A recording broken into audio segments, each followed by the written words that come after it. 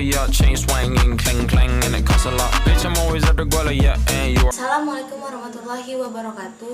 Perkenalkan, nama saya Bella Syafitri dari 10 IPS Dia. Ingin menjelaskan tentang bab 2 yang bagian A, yaitu menginterpretasi makna dalam teks eksposisi. Sebelum video ini ada pengertian teks eksposisi. Saya jelasin lagi ya.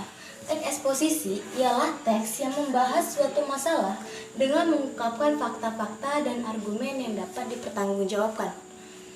Yaitu ada 3 struktur, yaitu tesis, argumentasi, dan rekomendasi. Tesis yaitu bagian pembuka dalam teks eksposisi, isinya pendapat atau gagasan umum yang disampaikan penulis teks.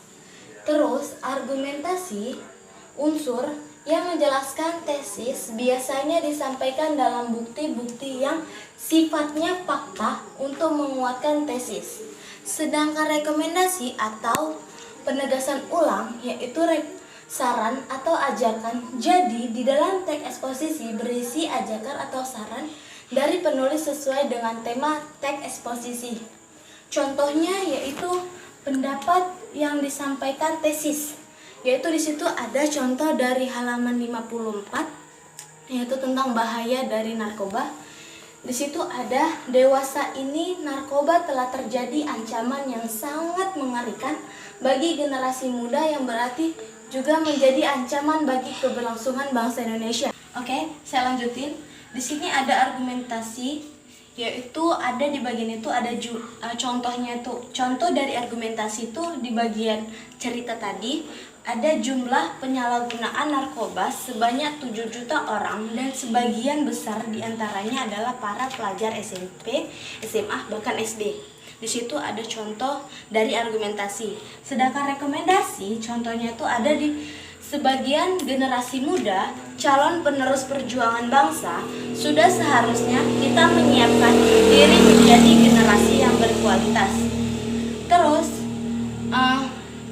apakah kalian sudah paham tentang teks eksposisi?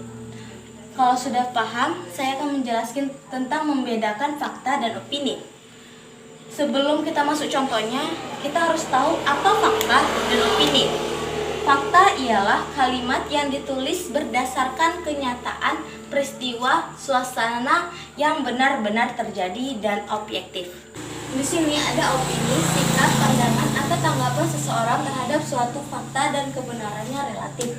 Di sini ada contoh kalimat fakta, yaitu Kementerian Hukum dan Hak Asasi Manusia hingga tanggal 13 Mei 2013 mencatat ada 158.812 narapidana dan tahanan di Indonesia yang 51.899 orang diantaranya terkait kasus narkoba.